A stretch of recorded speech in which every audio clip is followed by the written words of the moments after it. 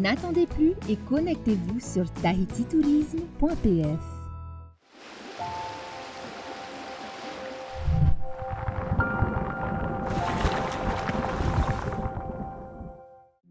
Yorana, Harimaira. Yorana Inatea. Tu vas bien? Meitero. Et toi, tu vas bien? Toujours, toujours. Dis-moi, avant de monter dans le truc, on a toujours un petit défi. Ok. Est-ce que tu pourrais me dire quel sport incarne l'esprit du Yaourana? Alors, je pense que Yaourana, c'est un terme qui définit tellement de choses. Mais s'il fallait choisir un sport, ce serait le bras. Ok. Car les rameurs sont déterminés, Ouais. tahoe. Et en plus, c'est un sport d'eau. Nous sommes un peuple de l'eau. Oui, de la Ce serait le mer. bras. Ah, joli. Allez, viens, Harimai. Whatever. Wariva.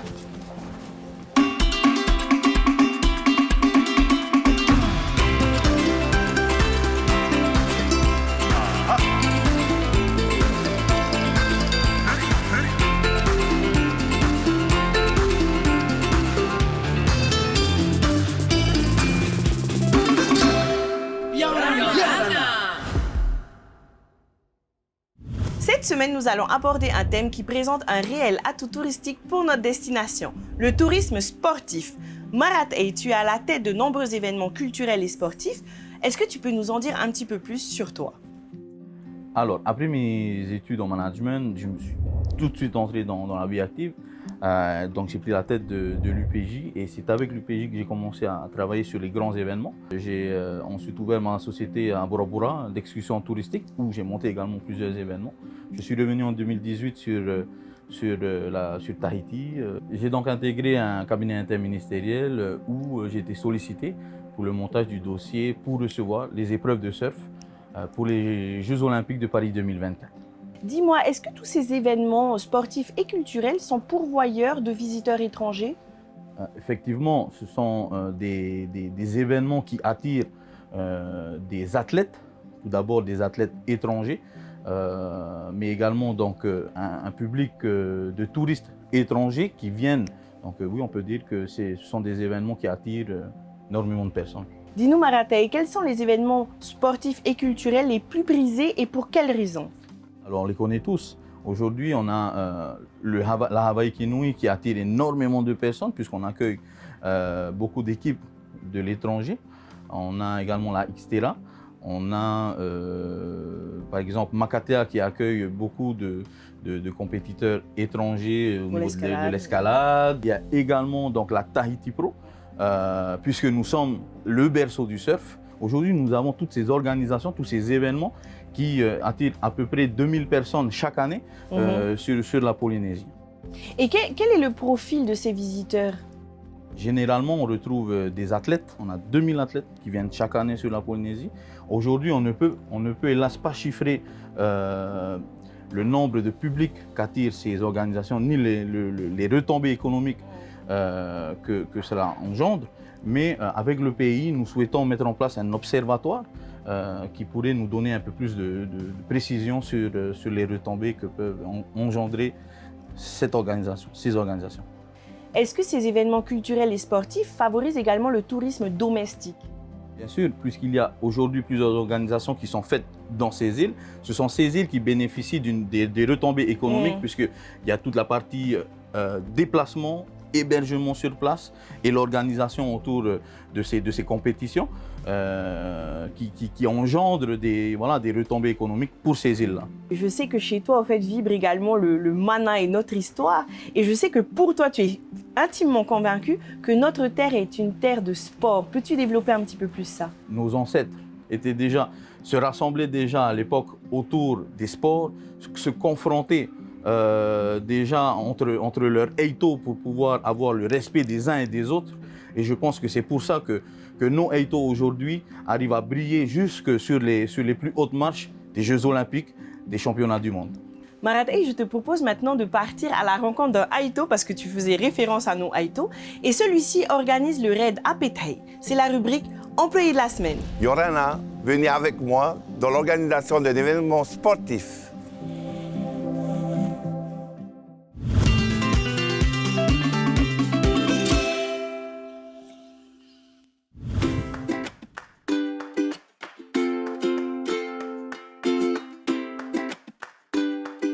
Yorana, je m'appelle Théoui Otoa Guillaume, responsable du service jeunesse et sport de la commune de Toumara et responsable du programme RAID Apitei de l'organisation. Par rapport à l'organisation du RAID Apitei, la commune a repris en 2014. Pourquoi? Parce que l'association Fénois Sport et Loisirs a voulu continuer, mais manque de financement. Alors ils ont demandé au niveau des communes pour reprendre le relais. Et là, le maire et son conseil ont décidé de reprendre en 2014. On a voulu garder le RAID Apitei, c'est par rapport à notre emblème, notre fleur Tiare Apitei. Et c'est pour amener encore plus de touristes chez nous, pour vraiment garder cette culture et ce patrimoine. Pour l'organisation du RAID Apitei, on a une équipe de travail mise en place pour voir le parcours et finaliser.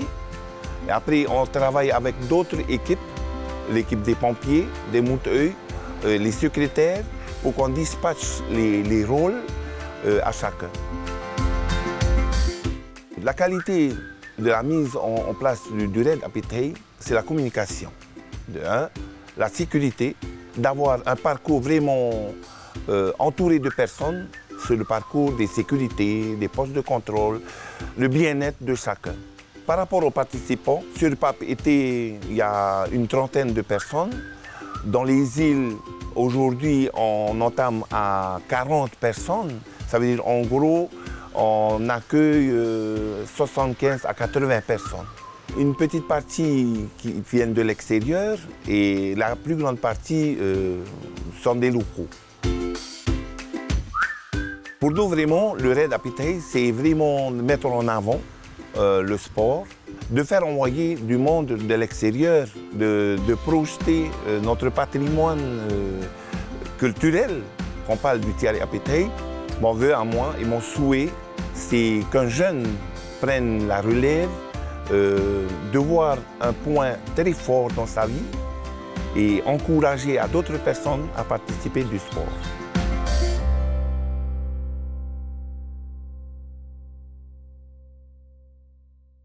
Popomate, hey, waouh! En tout cas, c'est pas évident d'être à la tête de l'organisation d'un événement avec autant d'ampleur, n'est-ce pas? Dis-moi, Marat, hey, quels seraient les conseils que tu donnerais à la jeunesse qui souhaite s'investir dans ces métiers-là? Alors, le premier conseil que je pourrais donner à cette jeunesse, c'est déjà d'essayer de ne jamais abandonner. Et vraiment de faire de son mieux. Et aujourd'hui, je pense que nous avons un beau pays. Et le métier d'organisateur, c'est quand même l'un des plus beaux métiers au monde, puisque notre métier, c'est quand même de mettre des paillettes dans la vie des gens, dans la vie de notre Fénois. Ouais. Et donc, je pense qu'il faut également être passionné. On a abordé des événements culturels et sportifs. Et puis là, en 2024, il y a quelque chose qui se profile, qui est énorme. Ce sont les Jeux Olympiques. Peux-tu nous en parler un petit peu plus? Effectivement, nous pouvons être fiers d'accueillir ces épreuves de surf des Jeux Olympiques de Paris 2024, ici en Polynésie. D'autant plus que nous sommes le berceau du surf. Je pense que ça sera la plus belle fête du sport, puisque les Jeux Olympiques est la fête du sport mondial. Donc ça sera la plus belle fête du sport que le monde n'aura jamais connue.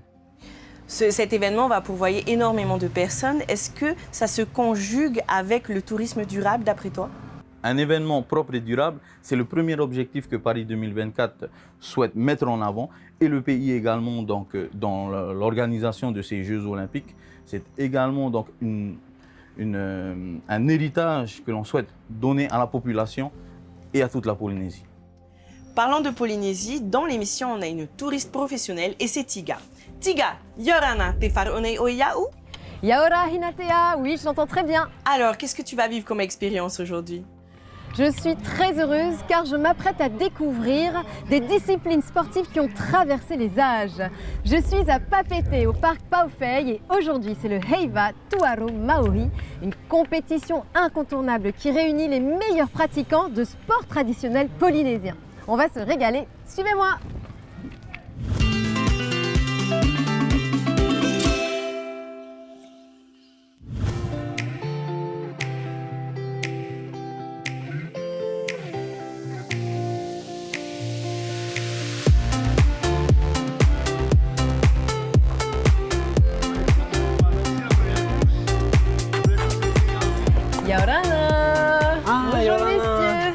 tu veux bien? Oui, ça va et toi Samuel? Oui, ça va bien. Alors là, je suis en train de confectionner ma charge et puis voir si ça tient bien. Ouais. Et après, je fais la pesée avec le monsieur qui est ici. Là. Donc Ok. là, je participe à la course de porteur de fruits. D'accord. Alors moi, en catégorie vétéran 1, 40 ans et plus, nous, c'est 30 kilos. Donc 30 kilos, c'est compris avec les légumes ou les fruits, plus le rondin de bois. Et là, on regarde. Ouais. C'est là, ça. Voyons. 30 kilos. 30 kilos. Pile, parfait. Pile. Ok, allez, c'est bon. Ok, Maroulou. Je te suis Samuel. Ah, ok. Allez, avec moi. Oh là là.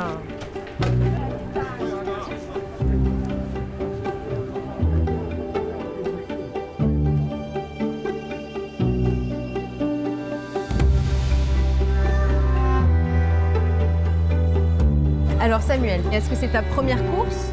Tu te lances un défi? Je suis un habitué de cette discipline-là. Oui. C'est pas ma première course. Ça fait 11 fois que j'ai gagné aux 50 kilos. Oui. Ah oui, 50 kilos, c'est Aito, hein, c'est... C'est la catégorie reine en fait, on va dire. Ah, c'est la charge la plus lourde de l'épreuve. C'est pour ça que je viens tous les années courir ici à Tahiti.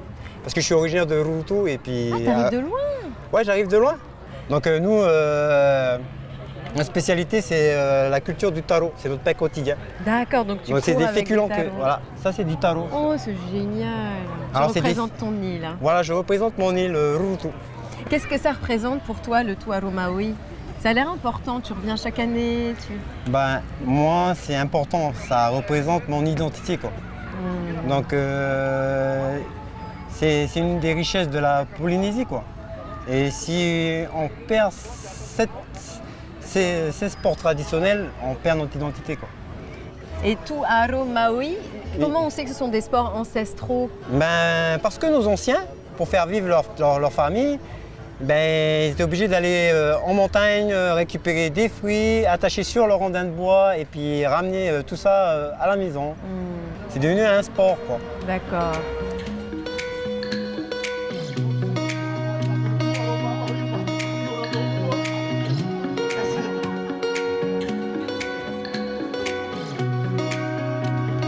Attention, public avec moi. 5, 4, 3, 2, 1.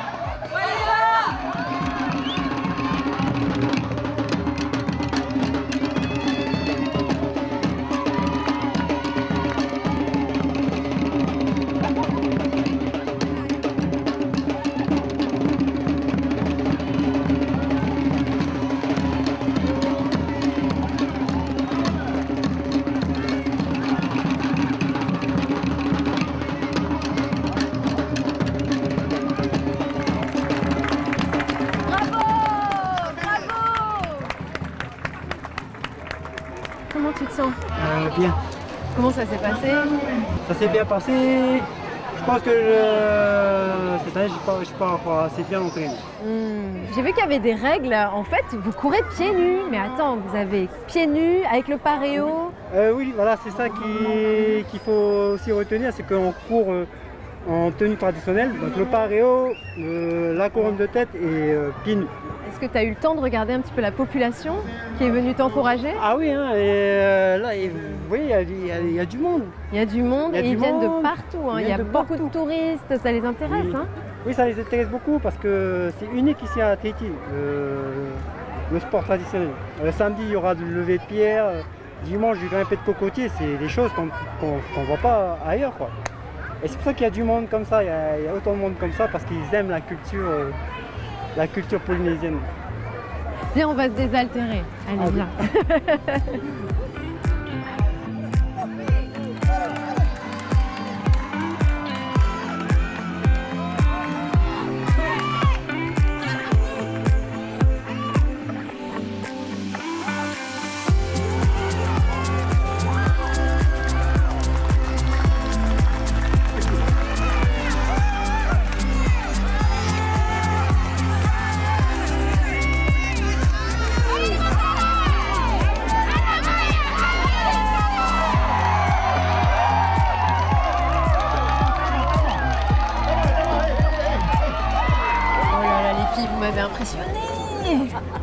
Ça va?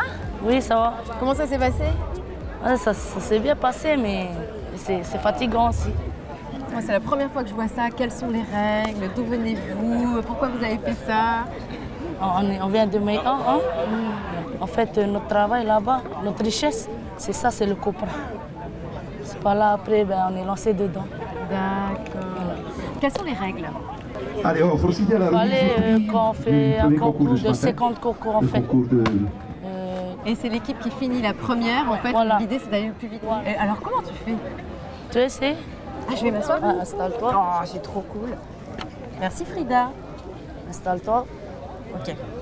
Donc ça, c'est le pana. Voilà, c'est pour retirer, enlever le coco qui est dedans. Hein.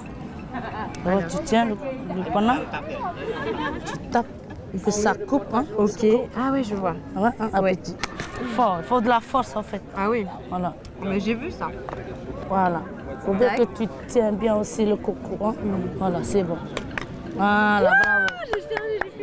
C'est bien. Et toi, tu as un câlin en félicitations. Voilà.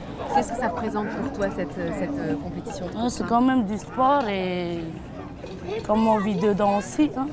C'est notre passion aussi et c'est notre richesse. Merci Frida. Merci. Je t'en prie.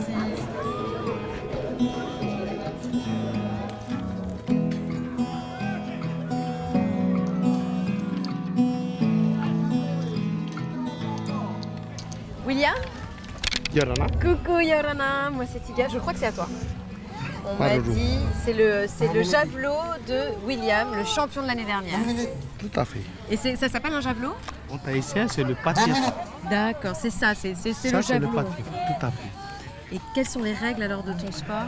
On est à peu près, je crois, une centaine à peu près qui jouent cette année. On est obligé de planter le javelot en hauteur dessus la noix de coco. On a un mât qui se trouve à 9 mètres secondes de hauteur et on a une longueur de 22 mètres de long. Et oui, parce que le jeu, c'est pas seulement de la Tout planter, à c'est fait. que ça Non, tienne. Que ça tienne. Ah là là là là. Voilà, c'est pas facile. Hein. Tu m'étonnes. Mais qu'est-ce qui te plaît dans ton sport? Ce que j'aime, c'est remporter, tu vois, remporter les prix. Parce que moi, je représente mon fait noir, mon atoll qui se trouve loin de chez moi, là, qui s'appelle Napuka, là, et qui me manque beaucoup. J'ai eu ce savoir-faire de mon père et je suis content, je suis heureux. C'est ma passion depuis que j'avais l'âge de 10 ans jusqu'à maintenant. Qu'est-ce que tu penses des Tuaro Maori? Qu'est-ce que ça représente pour toi? Les Tuaro Maori, c'est notre jeu traditionnel, que moi j'aime toujours les Tuaro Maori. Mais moi, mon seul sport à moi, c'est le javelot. Il n'y en a pas d'autre. J'ai que le javelot. J'aimerais bien aller porter des pierres, mais c'est trop lourd pour mon dos. Je préfère mais celui-là, il est plus léger pour moi. Je pense que certainement. En tout cas, t'as déjà... Ils t'ont appelé. T'as un cœur de champion. Ça, c'est sûr. Viens, on va voir pourquoi ils t'appellent. Premier prix, Williams de Formule.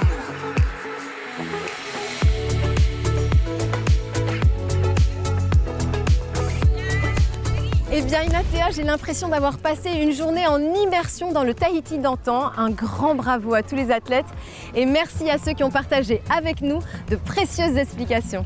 Waouh, Tiga, tu as assuré. Dis-moi, est-ce que tu valides le tourisme sportif comme atout de notre destination? La Polynésie française offre un panel exceptionnel d'activités sportives. Les Tuaro Maori sont une façon de lier culture, sport et tradition. Oui, c'est validé. Elle est géniale. Dis-moi, j'ai une dernière question à te poser. Est-ce que tu pourrais partager avec nous un souvenir qui t'a marqué avec un touriste? Oh là là. Oui, alors un touriste m'a dit un jour que si on mettait 1 seul % de notre mana dans ce que nous faisons, alors nous pouvons tout réussir. Waouh, magnifique. Merci en tout cas pour ces derniers mots. Merci à toi, Inatea. Hoaherema Maru de nous avoir suivis tout au long de cette aventure. On continue notre voyage sur nos réseaux sociaux. Je vous dis à très bientôt et on se quitte sur de magnifiques images de notre Fénois. Nana!